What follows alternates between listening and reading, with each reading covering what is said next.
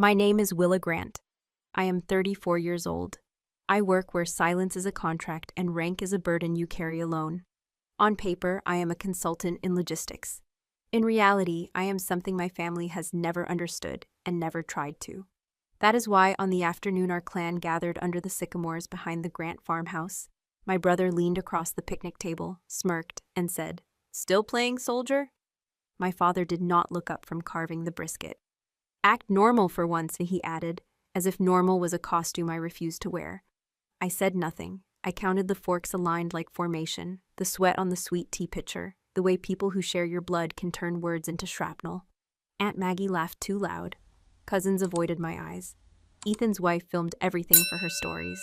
The old flag on the porch hung limp in the August heat. I studied my brother's jaw, the triumph in it, the way small men feel tall when they slice at someone who will not swing back. He wanted an explosion. I gave him silence. He mistook it for surrender. Then the air changed. The first hint was a tremor in the lemonade glasses. Someone asked, "What is that noise?" Another voice rose, high and afraid. "Is that a helicopter?" Conversation fractured, necks craned, children ran to their parents.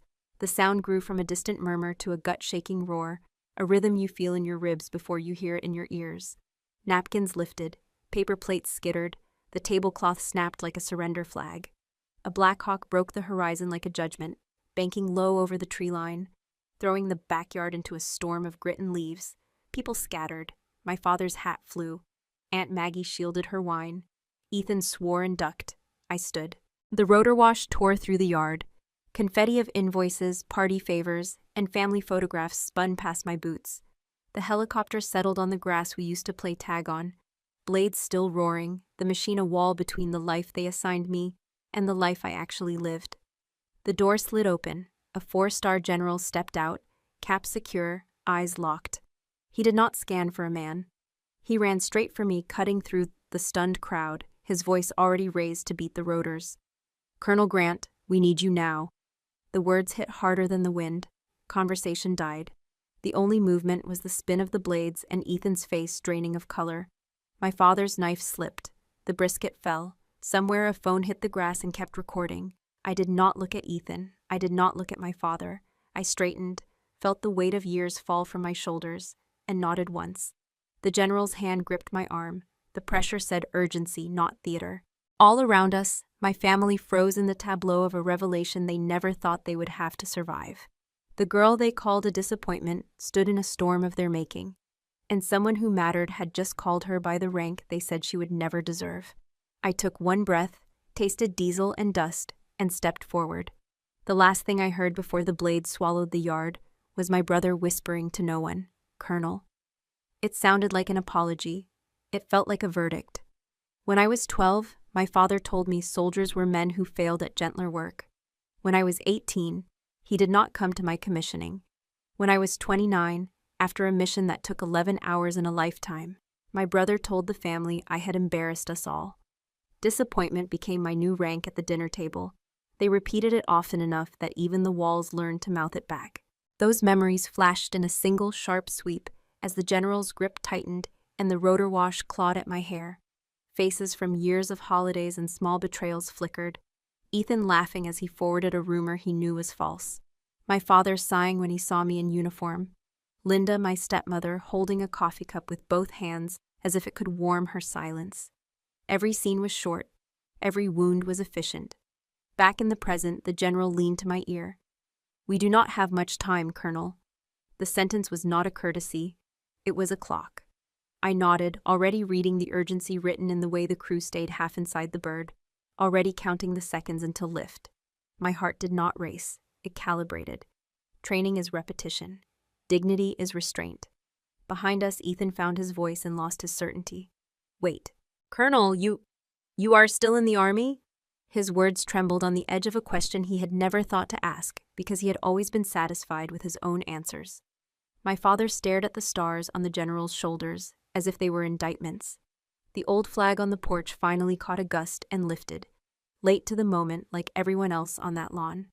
No one responded to Ethan, not me, not the general. Silence is a scalpel. Some truths are best delivered without commentary.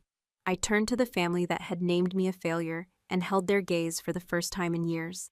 Shock lived in their eyes, shame stood beside it. Neither knew where to put its hands. I wondered briefly if they understood that the only reason I had never defended myself was because carrying proof is harder than carrying doubt, and I was busy lifting both. I stepped toward the Black Hawk. The crew chief reached out, my palm met his. The grip was home. The general moved with me, his presence a shield as much as an order. The wind tore through the garden my stepmother had planted, ripping petals and pride alike. A cousin tried to film, the screen filled with dust and rank and the outline of a truth she would not be able to caption. At the door I paused, not for drama, for closure. I wanted them to see my face steady, my spine straight, my choice deliberate. I wanted them to know that the girl they mocked at noon could be summoned at 4 by a nation they forgot she served. I did not need their blessing. I did not need their belief. I only needed them to see the truth long enough for it to rearrange the furniture in their memory. I climbed in. The general followed. The door slammed. The world narrowed to steel and mission. Through the glass, I saw Ethan take one halting step forward, then stop as if an invisible line had been drawn between the man he had been and the man he might still choose to become. My father placed a hand on the back of a chair and leaned, not from age, but from impact. The pilot called ready. The blades bit harder. The lawn shrank as we lifted. The farmhouse reduced to a model of a place where I had been misnamed. As the Black Hawk climbed, the general opened a folder and slid it to me. Inside were photos, contracts, signatures I recognized. The corporation Ethan had boasted about, the land he was selling, the case that would decide more than inheritance. The mission was not a rescue from my family. It was a summons to protect them from themselves. The headset crackled. Colonel Grant, confirm receipt. I signed, initialed, breathed. Below, the backyard returned to stillness, save for a family recalibrating around a truth that had landed like a machine from the sky. I closed the folder and met the general's eyes. Confirmed, I said. Then I looked back down one last time and understood that some battles wait decades to be named, and some victories are won in the second you stop explaining who you are to people committed to misunderstanding you. The Black Hawk banked south. The house disappeared behind the tree line. The noise faded into the steady hum of purpose. For the first time in years, I let myself feel the smallest flicker of relief. Not because I had been called colonel in front of them, but because I finally did not have to carry the weight of their disbelief alone. The mission ahead was dangerous. The fight behind was done. I was born on the Grant family farm, a place where seasons dictated our moods and tradition dictated our worth. My brother Ethan was the golden boy, the firstborn who carried every hope my father ever had. He learned to drive the tractor before he was 12. By 16, he was managing cattle sales as if he had been born wearing a ledger around his neck. Every dinner conversation revolved around Ethan's achievements, his plans, his effortless charm. I loved my brother once. I loved the way he would carry me on his shoulders when I was small, how we would race to the barn in the evenings. But as we grew, the weight of my father's favoritism settled between us like a silent wall. My father, Richard Grant, is a man of the old world. He believed daughters were meant to marry, bear children, and keep the home tidy. Whenever I asked him to let me help with the farm machinery or join Ethan in the fields, he would shake his head. "That is not for you, Willa," he would say. "You are supposed to be a proper girl." The day I announced I wanted to join the army, he looked at me as if I had set fire to his barn. "This will ruin you," he said, his voice as sharp as barbed wire. He never came to see me off. He never called to ask how training was. To him, I was a daughter who had strayed beyond the fences of his understanding. I remember the day I left for basic training as if it were painted in steel and smoke. I stood at the bus station, bag slung over my shoulder, wearing the new boots that felt heavier than my resolve. My mother had passed years before, so there was no gentle hug, no last-minute advice. Just my stepmother Linda, quiet and uncertain, holding a paper bag with sandwiches I never ate. Ethan did not show up either. He said he was busy managing farm accounts, but I knew the truth. He thought I was making a fool of myself. I swallowed the hurt, told myself I would build a life on my own terms, even if no one at home understood. The army became my proving ground. I thrived under pressure, learned to lead, to read danger like weather, to trust my instincts when every second counted. But 5 years ago, during a high-risk mission overseas, everything changed. We were ambushed in a narrow canyon, pinned down by enemy fire. I had seconds to decide whether to hold our ground or attempt a risky extraction. I chose to defy orders and move my unit out, saving 12 lives but losing communication with command. By the time we reached safety, the narrative had twisted. I was painted as the one who failed to follow protocol. A decorated career turned to ashes overnight. I took the blame because fighting the system would have cost even more lives. I accepted the reprimand quietly, but the news traveled fast. Ethan heard distorted versions of the story from people who barely knew me. Instead of asking for my side, he delivered those poisonous whispers straight to my father. "They say she panicked," he told him. "They say she was reckless." I heard this later from Linda, who tried to defend me, but by then the damage was done. My father looked at me during my next visit, as though I had confirmed every fear he had about my path. That betrayal from my own blood cut deeper than any enemy bullet. I could have forgiven my father's narrow beliefs. He was raised in a world of simple roles, but Ethan, who knew how hard I fought, who once promised to watch my back, chose to side with gossip. He sealed me as the disappointment of the family, the daughter who failed, the sister who lost her way. Each time I came home, the walls of that farmhouse seemed to whisper accusations. My father would barely ask about my work. Ethan would crack jokes that stung under their surface. Even Linda's soft kindness could not erase the coldness that had taken root. When I returned from that mission, I stood on the porch of our farmhouse, mud on my boots and medals I could not wear proudly. Ethan leaned against the doorframe and smirked. "You look tired," he said. "Maybe this army thing is not for you after all." My father turned away without a word, his silence heavier than any reprimand. I carried that moment with me like a scar, a reminder that family can wound you in ways the battlefield never could. Linda came into our lives when I was 12. She was not the kind of woman who raised her voice or demanded attention. She moved through the Grant farmhouse like a soft shadow, always carrying the scent of lavender and a quiet patience that my father never appreciated. I never called her mom, but I respected her in my own way. She was the only person who would leave a cup of tea outside my room when my father's disapproval felt like a locked door. She rarely chose sides, but sometimes her eyes met mine across the dinner table, and in those eyes I could see a flicker of understanding. It was Linda who tried to keep the peace when Ethan decided he was done hiding his contempt for me. The day I learned I had been written out of the family inheritance was the day I realized the Grant name was just a banner my brother had claimed for himself. We were standing in the barn, dust catching sunlight in the gaps between old wooden boards, when Ethan tossed a manila folder on the workbench.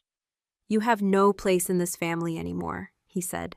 The words were flat, but his grin was sharp. "Dad has agreed. The farm will be mine. You chose the army over us, and now you can live with that choice." I remember the weight of that folder in my hands, the neat rows of legal text that told me I had been erased. Linda stood in the doorway, wringing her hands, but she did not speak. I wanted her to, just once, tell Ethan he was being cruel. Instead, she whispered, "I'm sorry, Willa," as if sorry could glue the pieces of my pride back together. My father was nowhere in sight. Maybe he knew I would not fight him, not then, not when I was already carrying the shame of that mission's fallout. I packed my things and left the farm that same week. No big goodbye, no family photos, just a quiet drive down the county road with the farmhouse shrinking in my rearview mirror. I found a small apartment near the edge of town, the kind of place where the walls are thin and the neighbors know better than to ask questions. By day, I worked as a logistics coordinator at a shipping company. It was simple work: spreadsheets, delivery schedules, endless phone calls. On paper, I looked like a woman who had left her uniform behind and moved on, but the truth was different. Every night after I closed my laptop and the hum of the city faded into silence, I would take my uniform from the back of the closet. I would lay it on the bed, running my fingers over the fabric, feeling the history stitched into every seam.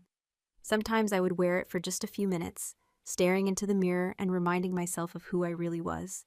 The world might have seen a disgraced soldier, but I knew the lives I saved, the courage it took to make those impossible choices. That uniform was more than fabric. It was the last piece of the woman I refused to let die. I kept my medals in a wooden box under my bed. They were not for display. They were reminders of the cost of doing the right thing when no one believed in you. When I touched them, I could almost hear the voices of the soldiers I had led, the ones who made it home because of me. But those nights were also heavy with doubt. I wondered if I had been foolish to hold on, if my father had been right all along. Life went on like that for years. I stayed out of family gatherings, avoiding the glances, the whispers, the unspoken judgment. Ethan sent me one text on Christmas, a photo of him and Dad standing in front of the barn with new equipment. The caption said, "Look what we built without you." I deleted it without replying. I had learned that some battles are lost simply by giving them your attention. I thought I had finally left that world behind, that I could live quietly without reopening the wounds of my past. But that illusion shattered when I overheard a conversation at a local cafe. A friend of Ethan's was bragging about a deal, about selling off a large piece of the Grant land to a corporation with military contracts. The words burned like fire in my chest. That land wasn't just soil and fences, it held every memory of my mother, every step of my childhood, and the echoes of a family that had once meant something. I realized then that my fight was not over. I had believed I was done with battles, but the war had found me again. I had thought I was free of the world I once bled for, until I discovered that Ethan was selling off the land that carried both our history and our honor. By the time the family gathered again under the sycamores, the air already tasted like money and old grudges. Ethan stood at the head of the picnic table with a laptop, a projector, and the self-satisfied grin of a man about to auction history to the highest bidder. He tapped a slide, acreage numbers and projected yields glowed against the white bedsheet Linda had hung to keep flies off the food. Ethan cleared his throat. "We are liquidating the East Pasture, the Fallow Ridge, and the Lower Creek lots. The corporation will pay above market. They will assume all environmental liabilities. They will redevelop the land into something productive." Dad agrees. He knows I understand business better than he ever did. My father nodded, not at Ethan, but at the spreadsheet, as if numbers could bless a betrayal.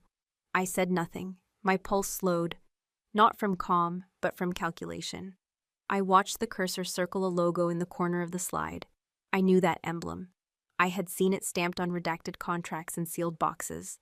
The company was a shell for a defense subcontractor under federal investigation for bid rigging, falsified testing, and the quiet purchase of rural parcels near training facilities. Ethan looked at me like a prosecutor who had already won the verdict. "You think wearing a uniform makes you better? Look at you now." Nothing. He let the word hang, fat with triumph. I examined the document packet at his elbow, saw misaligned page numbers, a missing annex, a non-disclosure written to gag, not to protect. I could practically hear the clauses whispering liability. My father folded his arms and spoke without looking at me. "Ethan knows business more than I ever did. He will secure the family's future." The line was rehearsed, the verdict pre-written.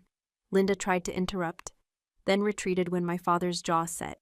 The cousins watched the show like they were at a county fair, voting with their silence for the loudest man on stage. I moved closer to the projector, pretending to read yield tables. In the reflection of the screen, I caught Ethan's eyes. He mistook scrutiny for surrender again. I photographed the signature blocks with a phone I kept on silent, then slid the packet toward me under the pretense of straightening the pages. Annex D Risk Mitigation Plan, missing. Annex F, Federal Vendor Clearance, redacted. "Above market now, guaranteed returns later," Ethan continued, pacing like a televangelist. "We will finally modernize. We will not be stuck in the past because one person cannot let go of a costume." He gestured toward me with an open palm, faux magnanimity masquerading as leadership. I remembered the canyon, the heat, the 12 soldiers who lived because I refused to follow a dead order. "Nothing," he had said. 12 lives argued otherwise. I asked one question, quiet and precise. "Who vetted the buyer?" Ethan rolled his eyes. "Real lawyers, real money. You would not understand." My father chuckled, a small approving sound that told me the courtroom was closed to testimony. I turned to Linda, her lips parted, then closed. She knew something was wrong. She always did. She never knew how to stop it. The projector whirred. The breeze lifted the white sheet and warped the numbers, as if the land itself objected to being converted into a line item. I traced the legal entity listed as purchaser, then the parent company, then the holding firm incorporated in Delaware 3 months after my reprimand. Patterns lock together if you have seen enough conspiracies dressed as efficiencies. Ethan closed the laptop with theatrical finality. Sign here, he said, sliding a consent form across the table. Do the decent thing for once. My father pushed a pen toward me, eyes stern but pleading. I looked at the pen and saw a weapon aimed at the past. I did not reach for it. I reached for the truth I had been trained to recognize. I took the form, flipped it, and photographed the watermark. The same classification code I had seen on confiscated procurement scams. Ethan's mouth twitched. He knew I had noticed. You cannot stop this, he hissed under his breath. You do not belong here. I smiled without warmth. Belonging is a luxury. Evidence is a language. I speak the second fluently. I slid the papers back and stood. The air smelled like grass and diesel. My father repeated his line. I nodded, memorizing clauses. The war stayed with me. That night, when the house quieted and the voices of my relatives faded into murmurs upstairs, I slipped into my father's study. The room still smelled like tobacco and old paper, the scent of his unyielding authority. His desk was as organized as a battlefield map. Neat rows of ledgers, contracts, and photographs of Ethan shaking hands with local business owners. I moved carefully, the creak of every wooden board threatening to betray me. My fingers hovered over a thick folder marked with the corporate logo I had seen earlier on Ethan's slides. I opened it, scanning the fine print, my pulse drumming faster with each page. These contracts were not just about selling farmland. They were laced with conditions and subclauses that hinted at something larger, something dangerous. I used my phone's camera to take photos, the faint click of the shutter swallowed by the hum of the ceiling fan. Annexes were missing, terms were deliberately vague. As I turned the pages, I saw traces of Ethan's handwriting, his name, his initials, and shortcuts that screamed carelessness. It was clear he was hiding something from both my father and the family. My jaw clenched, but I forced myself to keep steady, capturing every document that could expose the deal for what it truly was. A photograph on my father's desk caught my attention. It was from years ago, when Ethan and I were teenagers. He was leaning against the barn, smiling like the world already belonged to him. I remembered that day too well. It was the same afternoon when one of his careless actions almost cost us the farm's equipment. He had forgotten to secure the grain silo door, and half the feed spilled across the ground.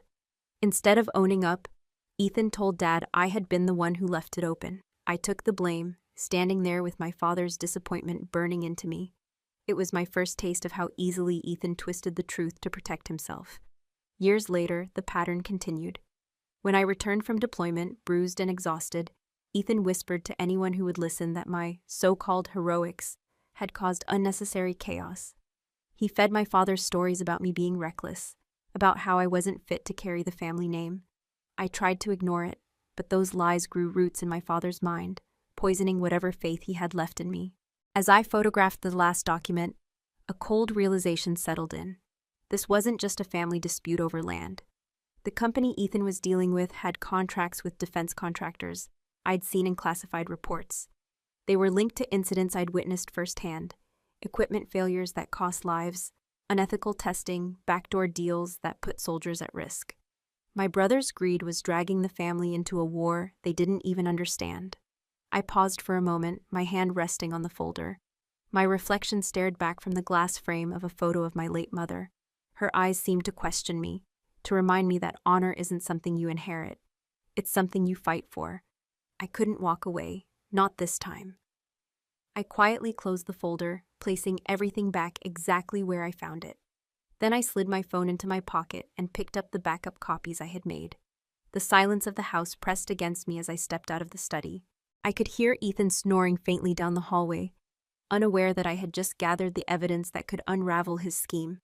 In my room, I laid out the documents I had captured on my laptop, checking each photo for clarity. The text was dense, but I knew what I was looking for. Trails of shell companies, overlapping signatures, and hidden liabilities. My suspicion hardened into certainty.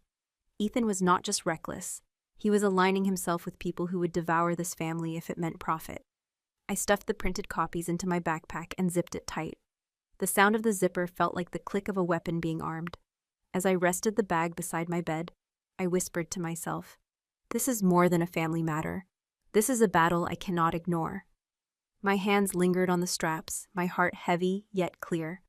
I turned off the lamp and sat on the edge of the bed, staring at the shadowed outline of the backpack.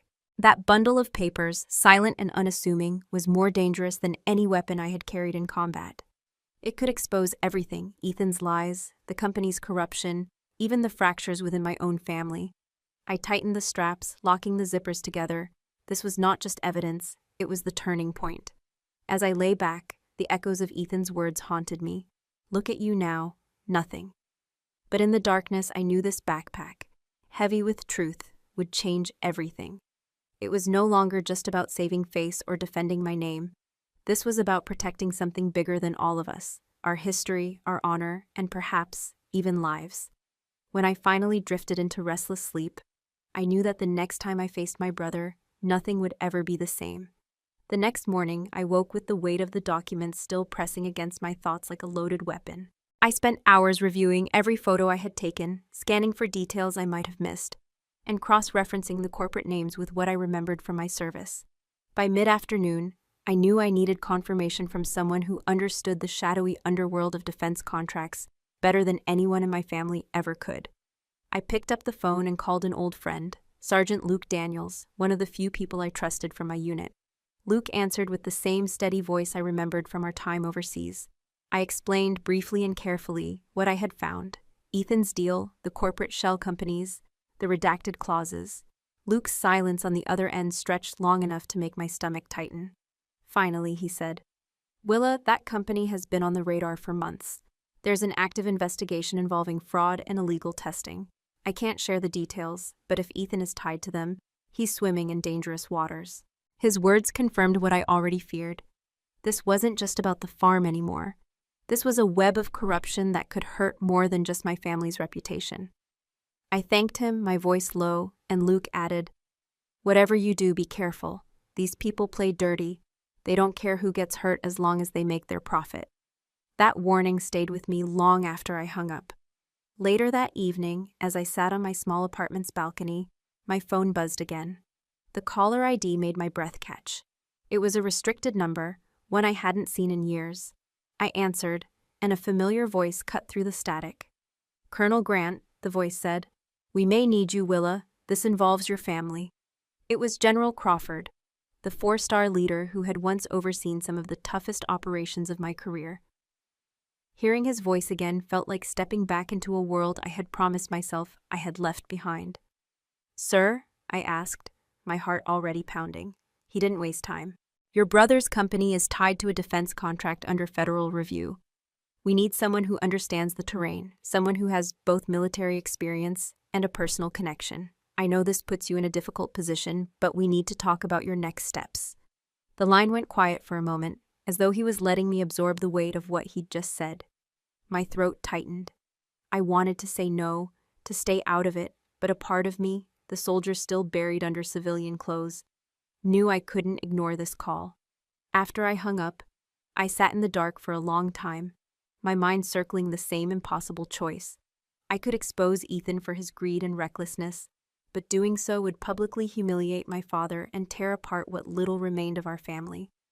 Or I could protect them, pretend I didn't know the truth, and let the farm, and perhaps countless lives, fall into the hands of a corrupt corporation.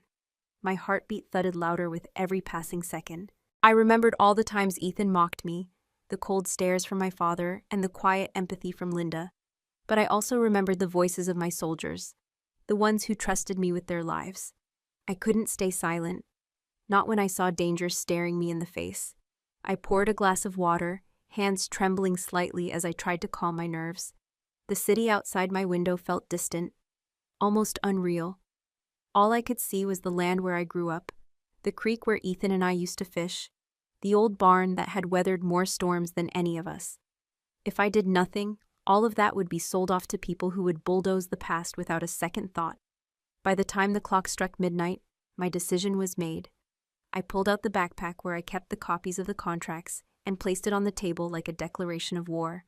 My path was clear. I had to act, but I would do it quietly, strategically, and on my terms. This wasn't just about Ethan anymore. It wasn't just about me. This was about protecting something far greater, our family's legacy, and the lives that could be affected if this company continued its dirty work. 2 days later, Ethan showed up unannounced at my apartment.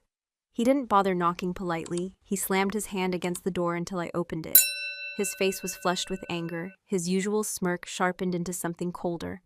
He stepped inside without an invitation, scanning the room as if he could spot the evidence I'd been collecting just by looking hard enough. "You've been digging," he said, his voice low but edged like a knife. "I know you've been snooping through Dad's office and talking to people you shouldn't. I don't care what you think you found, Willa. This deal is happening. Sign the papers or you're out forever. Do you hear me? You're already nothing to this family." I leaned against the counter, arms crossed, saying nothing. Silence has power, and I let mine stretch between us. He hated when I didn't take the bait, when I refused to give him a reaction. My calm seemed to make him even angrier. He stepped closer, his finger jabbing at me as if he could physically push his will into my chest. "Do you think wearing that uniform once made you special? You're washed up, Willa. A disgrace. Stop pretending like you're protecting anyone." I didn't respond. I simply watched him with a level stare, my mind already far from his words, running through the checklist of the files I'd secured. I'd been careful: screenshots, encrypted backups, copies stored on a drive he couldn't touch. He didn't realize I had already sent preliminary data to my former contacts. I didn't need his approval. I didn't need his permission to do what was right. When he realized I wasn't going to answer, he threw his hands up in frustration and stormed toward the door. "Fine," he barked. "Don't come crying to me when this blows up in your face. But don't think for a second you'll have any place in this family when I'm done. You're out, Willa, for good." He slammed the door hard enough to rattle the frames on my walls. I exhaled slowly, forcing the tension from my shoulders. He could hurl all the threats he wanted. They didn't scare me. I returned to my desk and plugged in the hard drive I'd been building over the past few days. Every photo, every clause, every redacted signature was carefully cataloged. I reviewed it all one more time before opening a secure line to my contacts in the Special Operations Unit I once worked alongside. It had been years since I sent them anything, but tonight I typed the message with a soldier's precision. "Need immediate review. Urgent. Involves corrupt defense contracts tied to private land acquisitions. Data attached. Confirm receipt." Within minutes, a response came. The name on the screen was one I hadn't seen since the day of my reprimand: Captain Owens. His reply was brief but decisive. "Data received. Stay where you are. Stand by for further instructions. General Crawford will contact you directly." My heart thumped, a slow, deliberate rhythm. I was back in it. Not by choice, but by necessity. This wasn't just about family disputes or inheritance. I could feel the shadow of something bigger moving just out of sight, something dangerous enough to require my old team's attention. It was both terrifying and strangely liberating, knowing I wasn't alone in this fight. The hours after Ethan's visit passed in a blur. I triple-checked the locks on my apartment and closed the blinds. I organized the printed copies of the contracts and tucked them into a separate envelope, just in case I needed to hand them over in person. The tension in the air felt electric, like the moment before a storm breaks.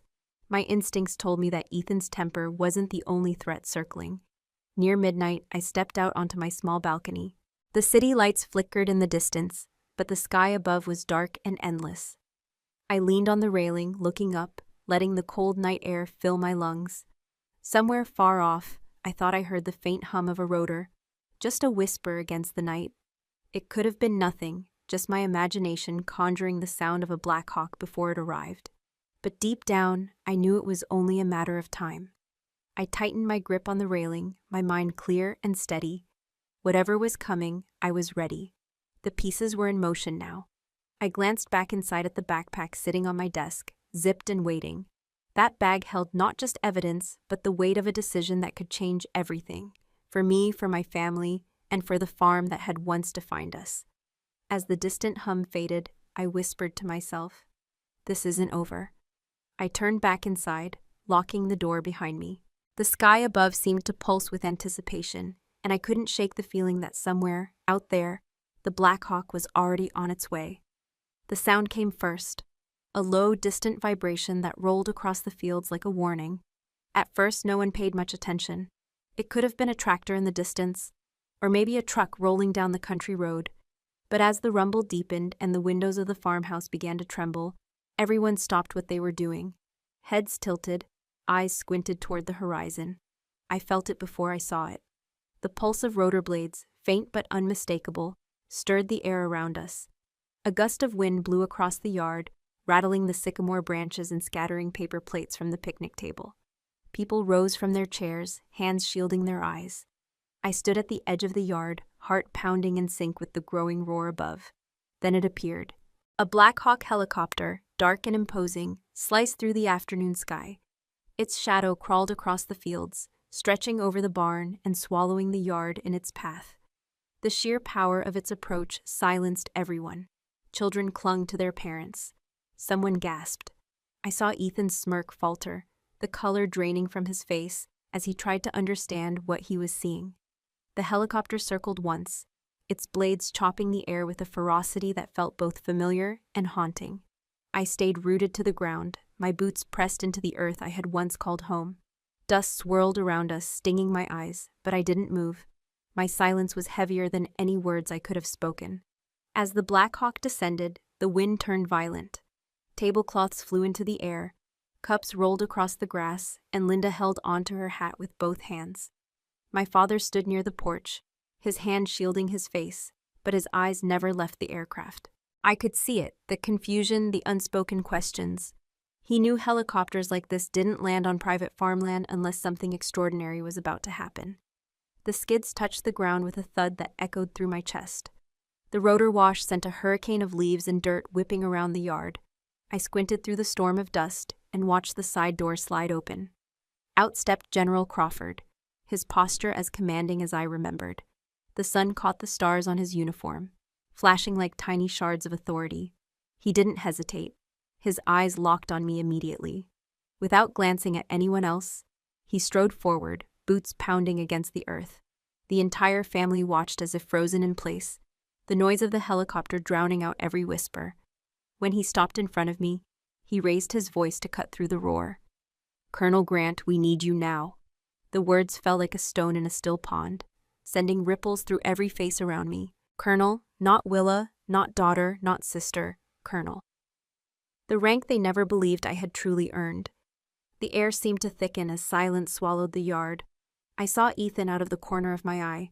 His expression had crumbled, the arrogance gone, replaced by something raw, shock, maybe fear. His mouth opened, but no words came out. For once he had nothing to say. My father stood just behind him, eyes wide, his weathered hands tightening around the porch railing.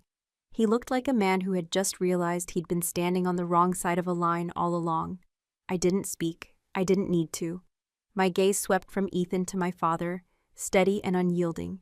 Years of their doubt, their judgment, all of it hung in that single look. I could see the questions burning in their minds. How long had I been Colonel Grant? How much of me had they failed to see? The rotor wash flattened the grass around my boots, as General Crawford placed a firm hand on my shoulder. I gave a single nod, the kind that carried both recognition and resolve.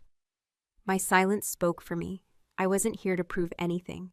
I was here because the world outside our family drama needed me again, and because some truths didn't require explanation.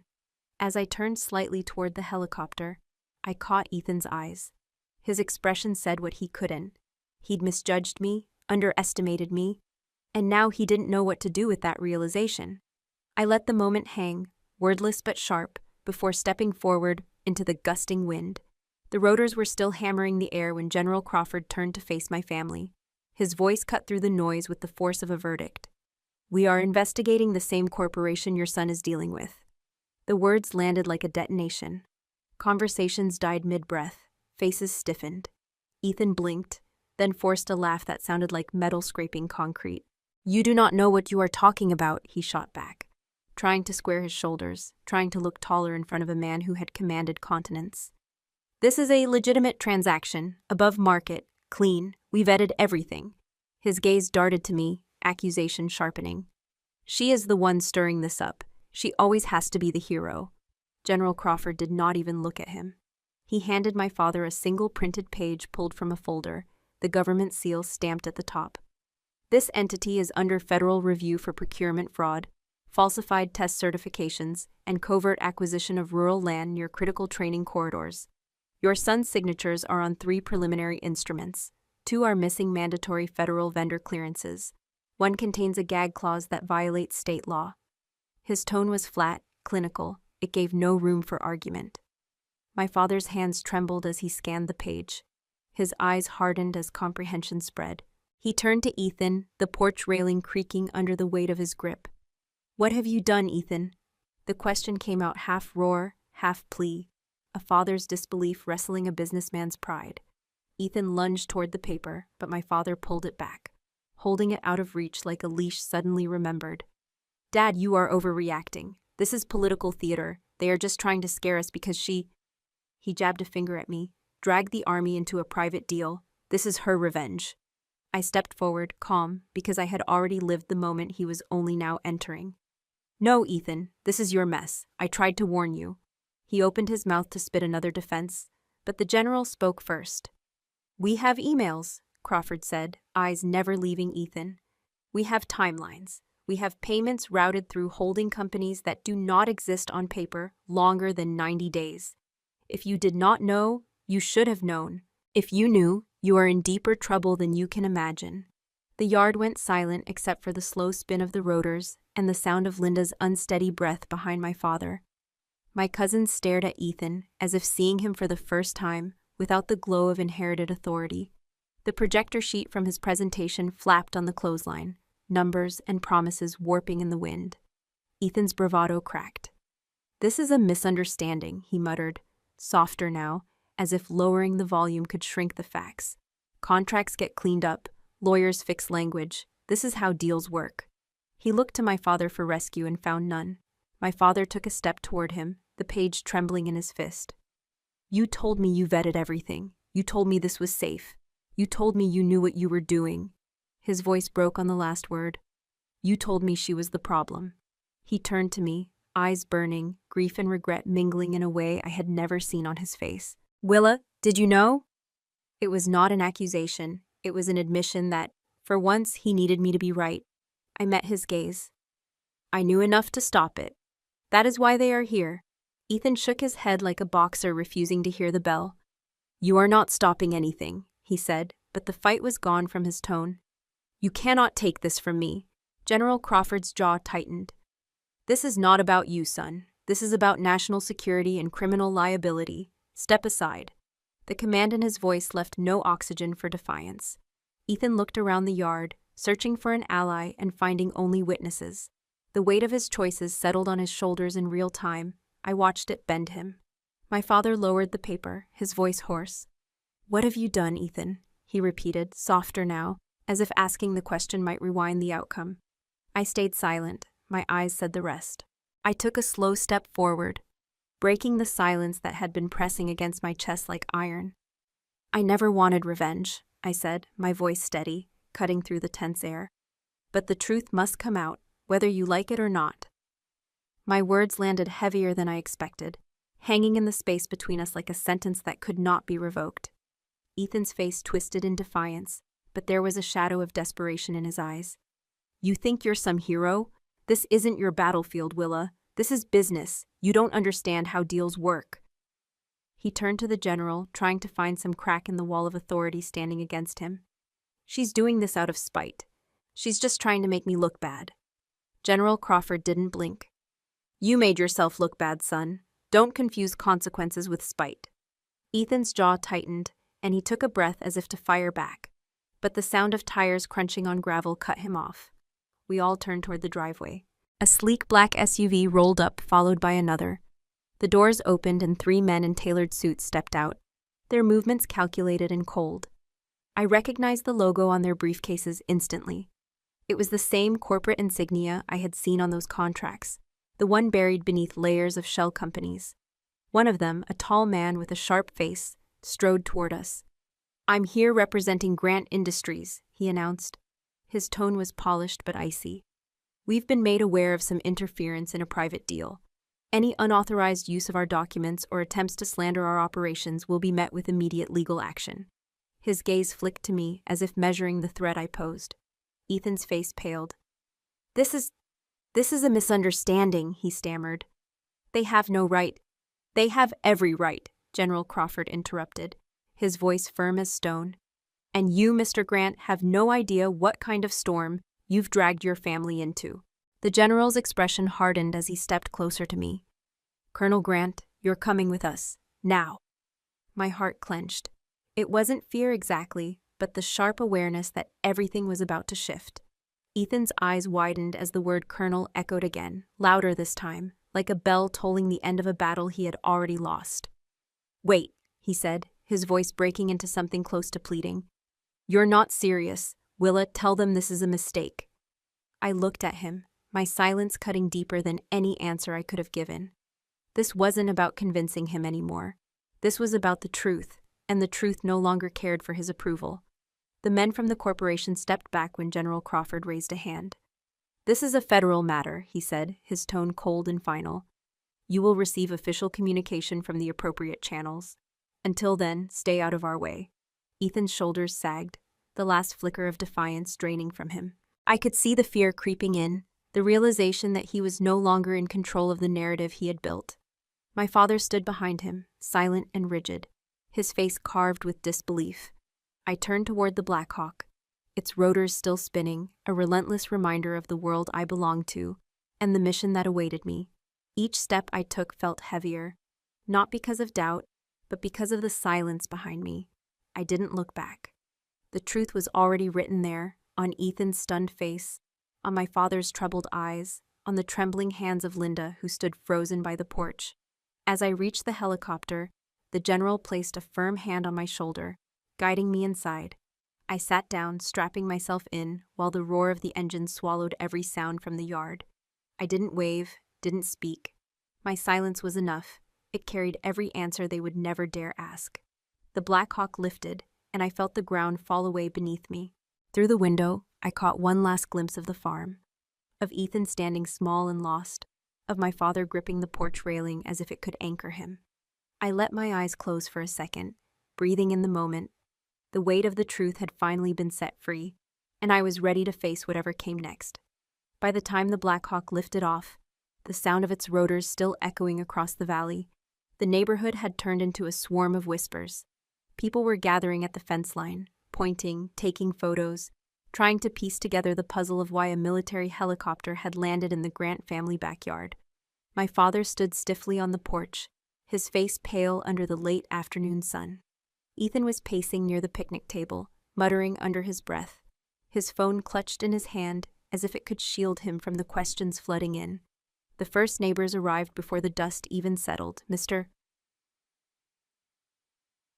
Cooper from the farm next door leaned against the fence, his weathered face lined with suspicion. "What's going on here, Richard?" he called out. "Why would the army send a Black Hawk to your property? Something wrong?" His voice carried across the yard like an accusation, sharp and unrelenting. My father didn't answer right away. He stared at the ground, gripping the railing so tightly his knuckles turned white. Linda stepped forward, her tone careful but firm. "It's complicated, Mr. Cooper. Just a misunderstanding." But her voice trembled slightly, betraying the storm brewing inside the house. Then came Mrs. Hayes, the local gossip, who never missed an opportunity to fuel a fire. "I saw that general talking to Willa," she said loudly, making sure everyone within earshot could hear. "He called her Colonel Grant. Did you know she was still in the military? Because the rest of us didn't." Her words sliced through the crowd, and all eyes shifted to my father and Ethan. Ethan snapped. "It's none of your business," he spat, glaring at the onlookers. "Stay out of this. Willa doesn't speak for us." His tone was defensive, but beneath it, I could hear the first tremors of fear. Fear that the truth was slipping beyond his control. He turned to my father. "We can fix this. We just need to stay quiet until it blows over." But the neighbors didn't back down. Someone asked, "What did the general want with Willa? Is she in trouble or are you?" Another voice joined in. "Ethan, we heard your name mentioned by those men in suits. Are you doing business with the military? Or worse?" My father finally raised his head. His voice was quiet but firm. "Ethan, what have you done?" The question hung heavy in the air. Ethan froze as if his father's doubt hurt more than all the neighbors' questions combined.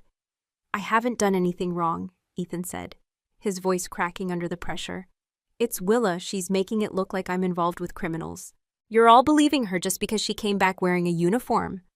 Linda stepped in, her hand on my father's arm. Richard, you saw it with your own eyes. The general came for Willa. He called her Colonel. Does that sound like someone lying to you? Her voice softened. Maybe you've been wrong about her all these years. For a moment, silence fell. My father's face shifted, the anger replaced by something harder to bear, regret. He glanced at the spot where the Blackhawk had landed, as if trying to replay the scene, to understand the weight of what he had witnessed. She never asked for this, he murmured, almost to himself. And I never gave her the credit she deserved. Ethan looked shaken, but he tried to hide it by glaring at the neighbors, who had started murmuring again. They could smell blood. Something was wrong in the Grant family, and now everyone knew it. The tension was unbearable, and for the first time in years, my father looked smaller, as if the foundation of everything he believed in had been cracked. By the following morning, the story had already left the backyard and spread across town like wildfire. Someone had recorded the moment General Crawford stepped out of the Blackhawk and called me Colonel Grant. The video had been posted on social media and shared dozens of times. Headlines like "Blackhawk lands at Grant family farm, who is Colonel Willa Grant?" were now circulating online. The phone in my father's house rang nonstop. Some calls were from reporters, others from distant relatives who hadn't spoken to us in years, but suddenly wanted answers. Ethan was furious. He stormed into the kitchen, slamming his phone onto the table. "This is your fault," he yelled, his voice echoing off the walls. "You humiliated us. Do you have any idea what people are saying about this family right now?" Linda, who had been quiet for most of the morning, stepped forward like a shield. "Enough, Ethan. You're not going to blame her for this. Willa didn't humiliate anyone. You did that yourself when you signed those shady contracts and lied to your father." Ethan turned on her, his face red with anger. "Stay out of this, Linda. You've always taken her side. You think she's some kind of hero because she wears a uniform? Well, newsflash, she's not perfect. She just got lucky this time, parading around like she's better than the rest of us." Linda's eyes flashed with a rare anger. "Better than the rest of us? She has risked her life for this country while you've done nothing but chase money.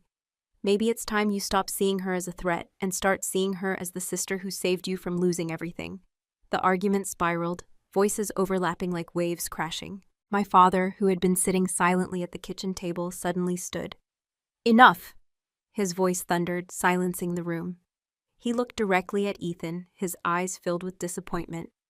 "I've made mistakes. I should have believed Willa. I should have seen what you were becoming before it got this far. But no more excuses, Ethan. No more lies."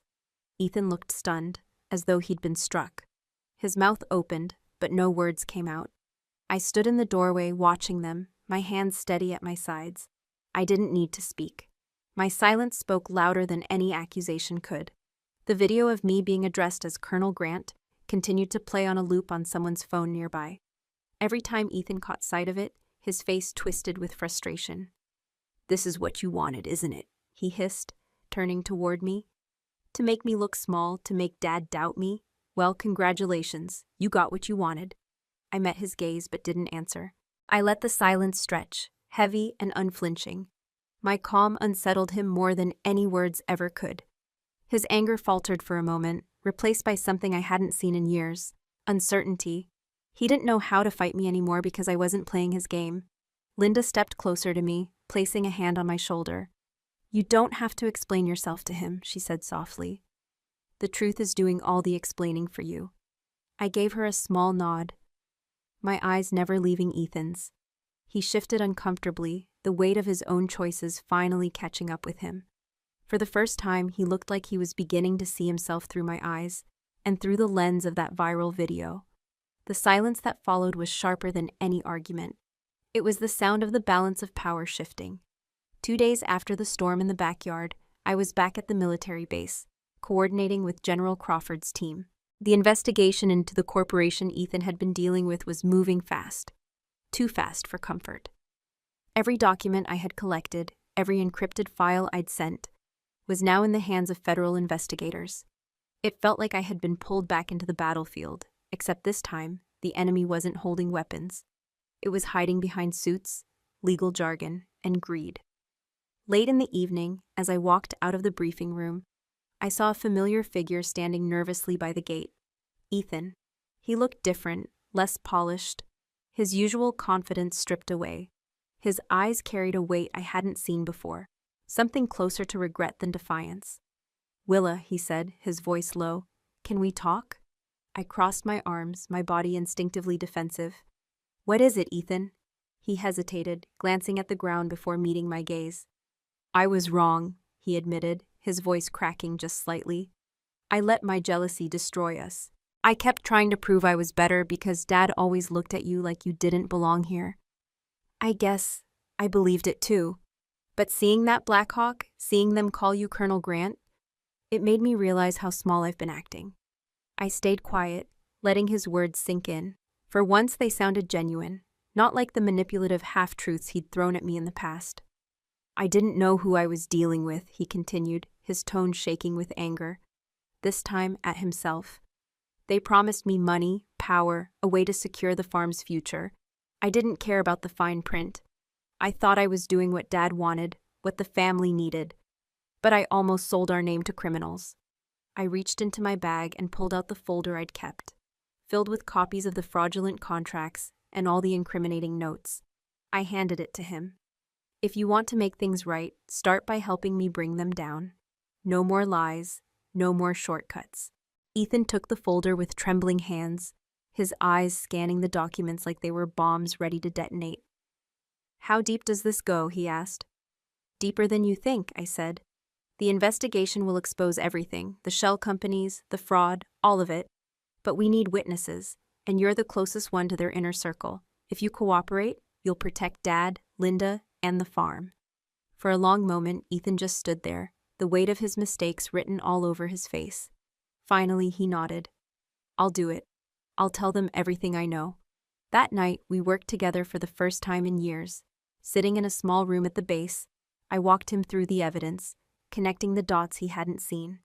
Ethan's voice shook when he recorded his statement for the investigators, admitting to his involvement and naming the key players from the corporation. Within 24 hours, a task force raided one of the corporation's regional offices. News broke that the company's CEO and several executives were under federal scrutiny. For the first time, the narrative shifted, not just about the company, but about me. Reporters no longer questioned why a Blackhawk had landed on the Grant property.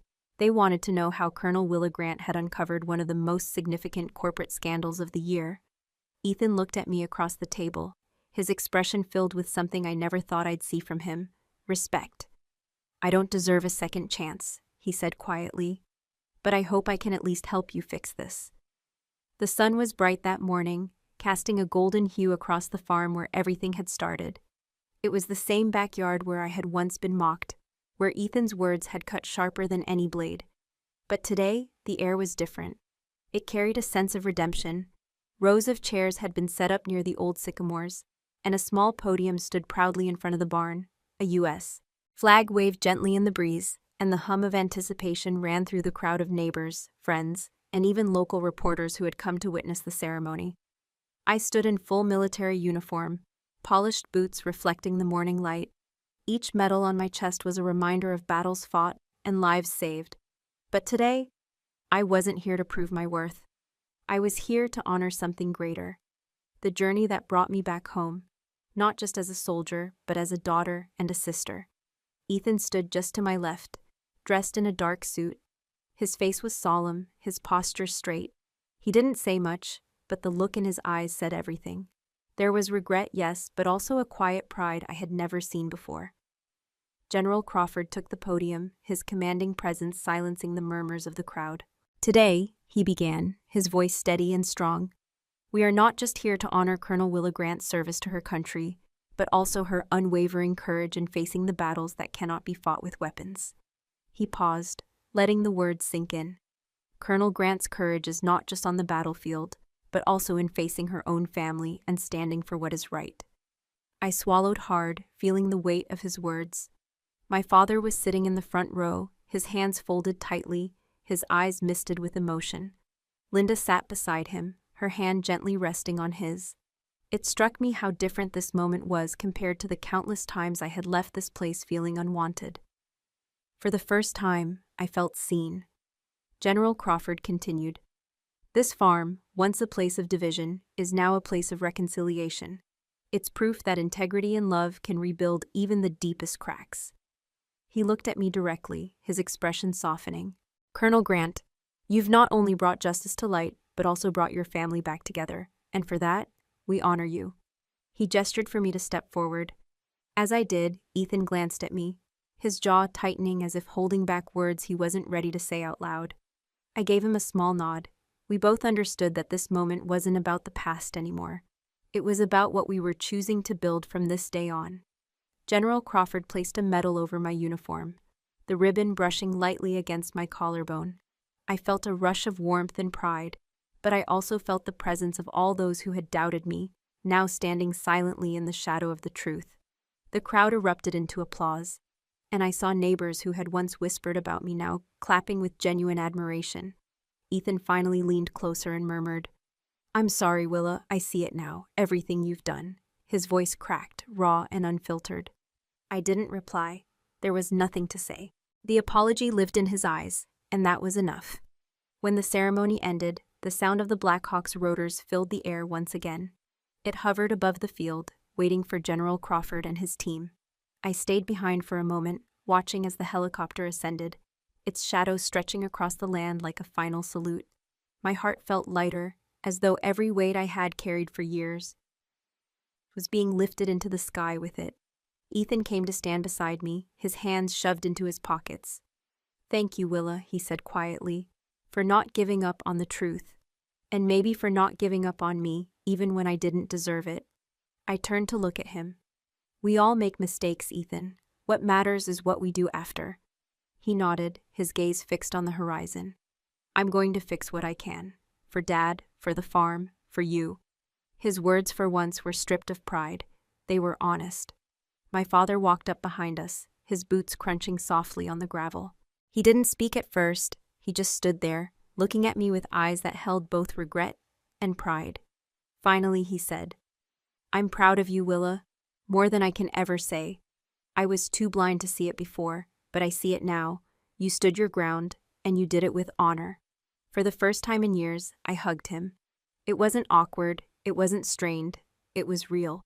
Linda joined us, wrapping her arms around both of us, and Ethan hesitated for a second before stepping in. We stood there, a family stitched back together by truths that had once torn us apart. Later that afternoon, I walked to the edge of the field, where the wind whispered through the grass. I looked up at the clear sky, where the Blackhawk had vanished minutes before. I felt free, not because I had fought my family, but because I had refused to let their judgment define me. I didn't win by fighting them. I won by standing my ground. Ethan approached me again, his voice softer this time. "You've changed how I see everything, thank you, Willa." I gave him a small smile. Then it was worth it. As the sun dipped behind the barn, casting long shadows across the land, I felt a sense of closure, not the kind that erases the past, but the kind that accepts it and builds something stronger. Sometimes the real battle is not out there. It's here, in the place we call home. Before we say goodbye, we'd love to know, where are you watching from? Is it a quiet morning with a warm cup of coffee, or a late night where stories like this keep you company? Let us know in the comments. We read everyone with gratitude. And if this story touched your heart, please consider subscribing to the channel, not just to hear more stories like this, but to be part of a community that still believes in kindness, healing, and second chances. Thank you for spending your time with us today. Wherever you are, we hope you carry the story with you, and remember, sometimes the miracle doesn't knock on your door. It waits quietly until you're ready to open your heart. Take care, and we'll see you in the next story.